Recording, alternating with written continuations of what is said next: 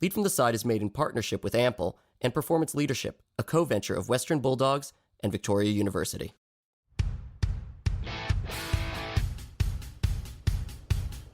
Hi, I'm Spencer Casimir, and this is Lead from the Side. Previously, I sat down with Dave Stevenson to talk about his time at Nike, the AFL, and Western Bulldogs. Most recently, has been appointed CEO of the NBL, but at the time of this interview, he was still at the AFL house. Dave, speaking about his time at each one of these places, provides valuable insight into his experiences and what we can learn about how leadership is not just monolithic, but needs to be applied appropriately for the surrounding environment. One of the first things that we're going to talk about after we address the big elephant, center bounce next week, is what the differences are between being in the sports world as opposed to the sport adjacent world, where the overlaps, where the differences, and just filling us in on what's going on. So what can we expect? Yeah, look, we're really excited about next week. But before we get into the men's season, I also just wanted to highlight that we've actually had the women's season that's been going on already for a couple of months. It's amazing the ratings and interest in that league. We've got 4 new teams coming in this next season, so that'll make it our full 18 teams. And we can't wait for AFLW finals to kick off next week as well. But in answer to your original question, AFL round 1, the men's season starting next week. I'm not sure I can remember a season that's had more intrigue and interest than this one in 2022.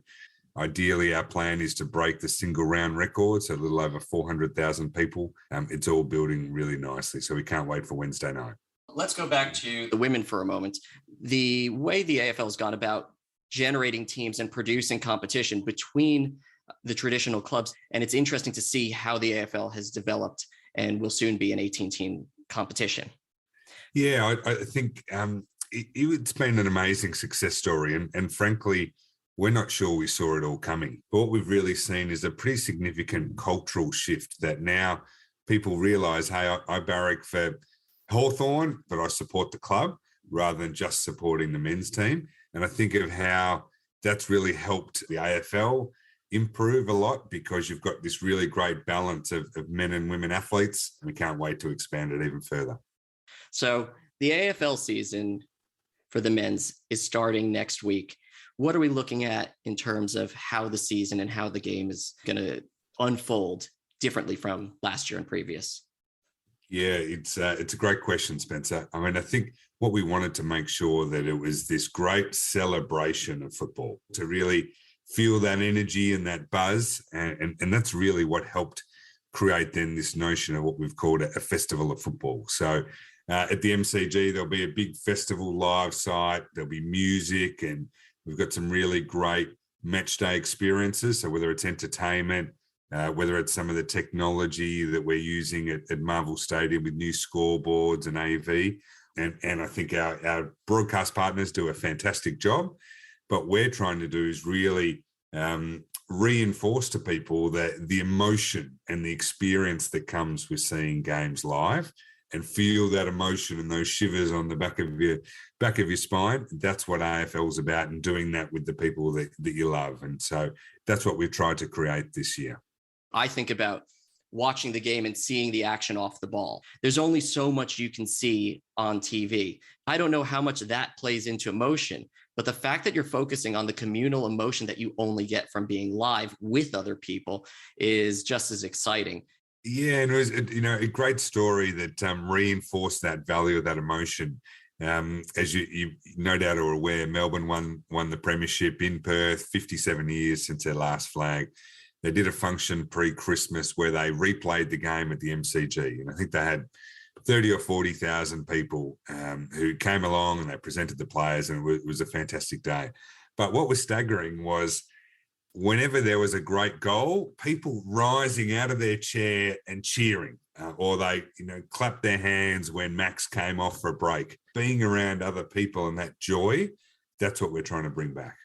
What you're talking about is so real in terms of emotion and in terms of how we engage with the sports that we love, that it's fortunate we've never had to think about it that way until the lockdowns occurred. We could just love the game for what it is. I do want to segue, though, into, well, I should say away from the game itself and into your piece of the puzzle in the game. I'd love to hear about how you brought your experience at Bulldogs, how you brought the experience at Nike into AFL House. You're an innovator. I want to hear about the innovation. Where did it work? Where did it not? Yeah, great. Thanks, Spencer. I mean, look, I had a great experience at the Bulldogs. I was very proud of the results that the whole club achieved. It certainly wasn't just down to me. But I think what it also did was to help understand how the AFL industry works. And so when we started to think about growth, we've had a lot of those multi-generational fans. We've been operating in traditional markets geographically for a long time.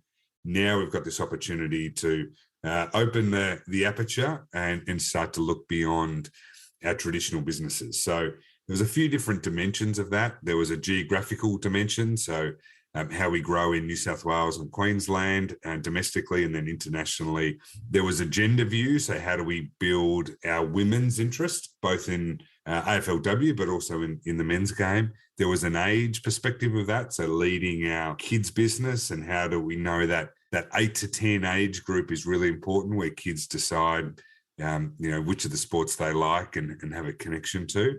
And then certainly an ethnicity dimension as well. So again, if half the country is either they're born overseas or one of their parents are born overseas. So under each one of those dimensions is where we started to grow. So for instance, geographically, China and India, lots of crazy stories that happened to get there, but that was really important for us. And that first game ended up being the most watched game of AFL in history, bigger than any grand final we'd had. That gender view, we had this big gap because almost half of the people who attended games were women, which was great. And we felt really proud about that. But on every other dimension, kind of mid-20s to high 20s. So how do we close that gap? From an age point of view, some obvious ones like Auskick and how we expanded out to be more contemporary. That's about where the innovation comes from. So how do we make sure that we can be more tailored to what the consumer's looking for? If you're looking to level up your ability to lead and inspire others, then Performance Leadership is the course for you. Performance Leadership is a unique and exciting professional development course delivered in partnership with Western Bulldogs and Victoria University. The 2-day course focuses on practical learning with a range of facilitated activities. Learning is complemented by high-performance sport insights from a range of Western Bulldogs guest speakers and senior industry leaders. Join like-minded professionals at Performance Leadership in Melbourne this October. To find out more, visit education.westernbulldogs.com.au.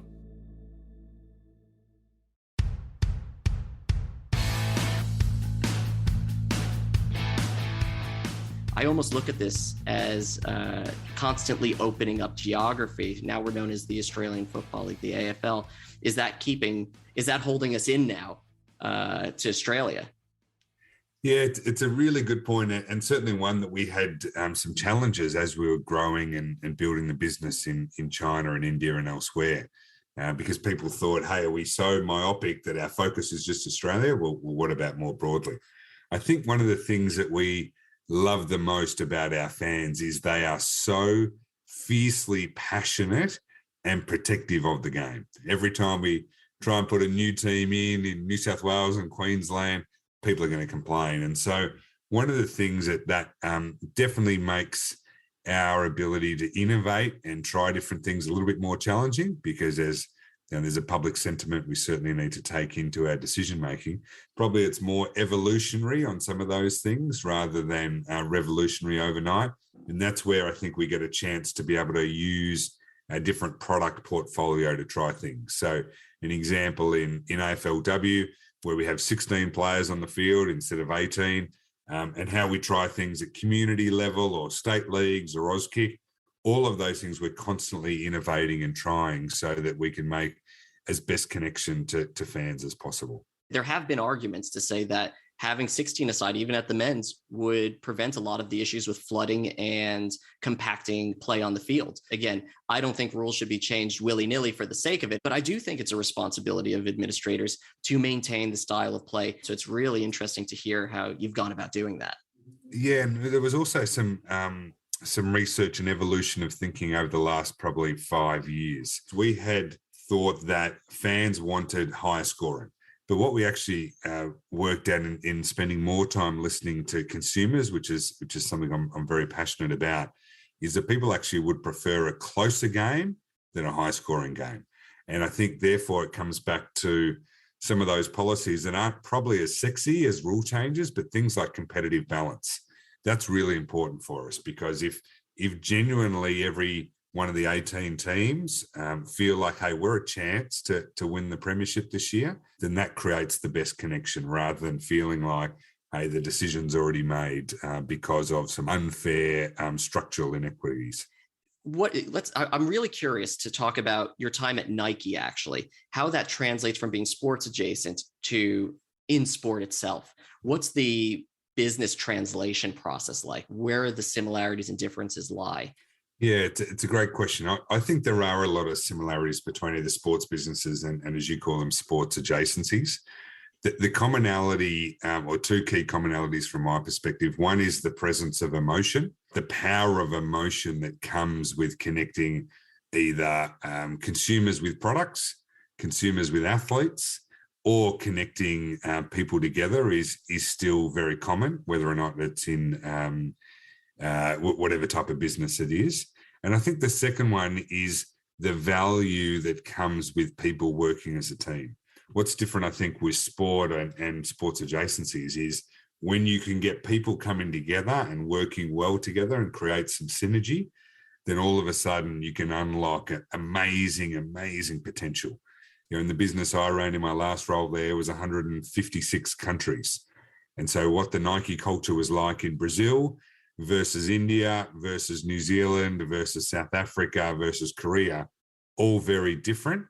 But the commonality between them was this notion of playing and winning and losing as a team. And one of the things I used to love at the Bulldogs was Monday mornings. When you had a great win on the weekend, everyone is 10 foot tall and strong and happy and smiling, and everyone's buying you coffee or, you lunch. What can we do? Everyone's up and about. And then what happens on a Monday morning when you lose, and particularly a loss that you weren't expecting? Everyone's down, doesn't want to look anywhere else in their eyes. No one wants to buy you coffee. No one wants to go out for lunch. And so that volatility is really infectious, because when you do get it together and you win and you have some great success, the connection is much deeper. Whereas when you're at the AFL, we don't necessarily have that same volatility on the same on-field metrics. And again, from a Nike point of view, as much as your scoreboard was very much those quarterly earnings and that Wall Street, and you had a stock market price, but that was never the driver for people. That was never what got people out of bed. It was always about, how can we work together? How can we create something special? How can we innovate and do things differently? And I think that was such an amazing part of Nike.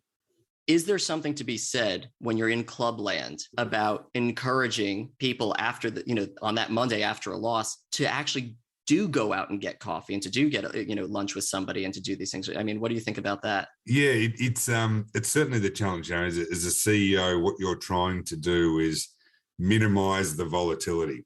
So definitely a different rhythm between the football department and the admin team. So as CEO, when you're trying to bridge those, I'd say the other thing that was, a difference between those two businesses is tenure. So in the Bulldogs, or certainly as the AFL industry, there's a lot of people who have been in roles for a long period of time. And it's very much a relational-based industry.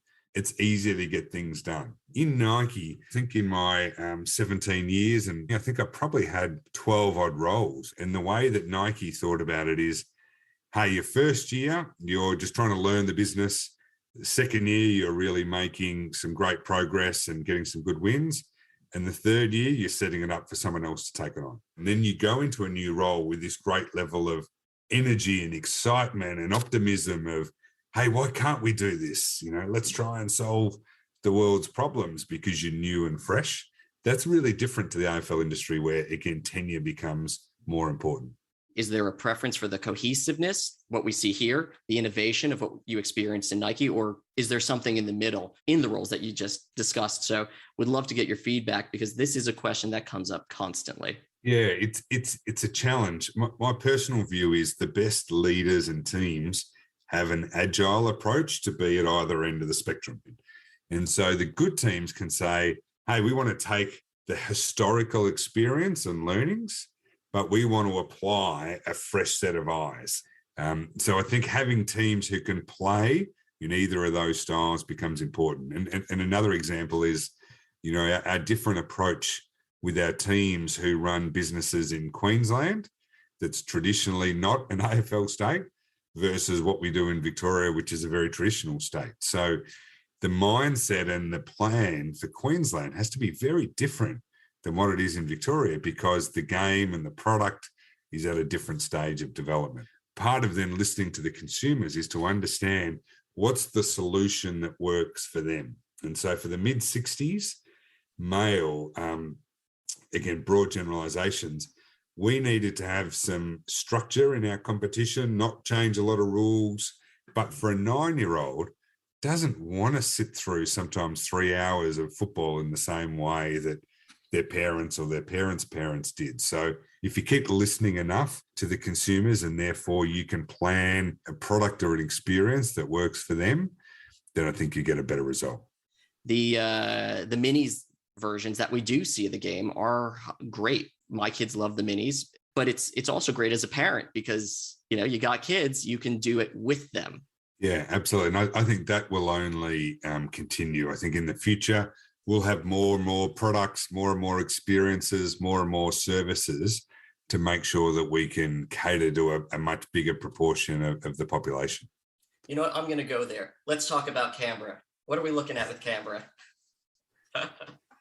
I think it's definitely great passion in Canberra. They've got a really strong league there. Over time, it'd be interesting to see as the league expands, does Canberra justify having its own team? So you've seen all the dialogue about Tasmania and where that's at, and Darwin are certainly looking to explore those opportunities. But we've got these amazing romantic connections to our teams that enables connection with our game that doesn't necessarily have to only be geographical. I've always thought about the interstate identities for sports teams, and it strikes me as an interesting proposition, at least, and love to get your thoughts on it. Should we be looking at interstate identity with clubs? So a lot of our teams have what we call secondary markets. So Hawthorn and North Melbourne playing in Tasmania, Bulldogs in Ballarat, GWS in Canberra, Gold Coast playing in Cairns as an example. So some of those, I think, make strategic sense. For some of the others, like North Melbourne and Hawthorn, Tasmania provides a really strong financial proposition for them, and that's okay. So where does the next 30, 40, 50 years of growth look like for each of those clubs? Where is it in their traditional markets? Where is it in their growth markets? All right, so we may or may not be looking at a rebranded Northern Bombers to take up all of Northern Victoria and maybe all the way up beyond Albury Wodonga, just go right up to the Barassi line. I'm sure they'd love that, but I'm sure changing the name away from Essendon would create some angst. I'd like to cap this before I say thank you with, if you have any personal stories about overcoming and how to meet these hurdles, and if you have any good business advice that you wish you knew sooner. Look, I think one of the learnings I had was actually at Nike in China.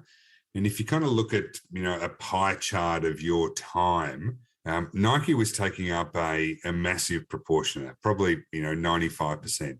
My wife was working for a Nike adjacent company. It was just a big part of what we did. And I loved it. I loved every minute of it. But once we got to China, about a year in, then things started to change. We'd had our first child, and I was traveling probably 3 weeks out of 4. I was working these long, crazy hours during the day, then have dinners and things at night. And it became really unmanageable. But I kind of realized that lesson that really, without having a balanced life, I don't think you make great decisions. And so for periods of time, of course, we all need to jump in and you're working over and above, but I don't think you can do that sustainably. I'm at my best when I've got a good balance, a job that I love and I'm passionate about, but mixed with a great family and a great friendship group, and exercise is really important for me. And so I think that the lesson that I would suggest for everybody is, what's that right balance that works for you at that time? And then as much as we can sometimes get energy and again, our egos are being fed by one particular area. But sometimes if you spend too much time on that and you don't invest in all those other areas of your life, then I'm not sure that you're at your best. So that would be my one piece of advice. Life changes no matter what for us all. And your encouragement to be reasonable and to pivot with the life changes along with your business ones, it's going to happen to us all, no matter what. That will be there. So on that note, very positive note, I'd like to thank you, David, for coming on. It's always been great, and always thank you for even making that first time to meet with me all those years ago. I appreciate it, and I look forward to our next coffee. Yeah, absolutely. And thanks so much for all of your support, not only the AFL and more broadly across sport, but also I think doing a podcast like this and helping people on their career journeys. I think you should be applauded for that. So well done. Thanks for listening today. Lead from the Side is made in partnership with Ample, and thanks to our sponsors. More information about the show and our guests can be found in the show notes. You can follow the show on Twitter or LinkedIn at Lead from the Side, or myself on Twitter or LinkedIn at BallsOutPhD. If you want to contribute to the show, send us an email at leadfromtheside@gmail.com. We look forward to hearing from you. See you next time, and remember to lead from the side.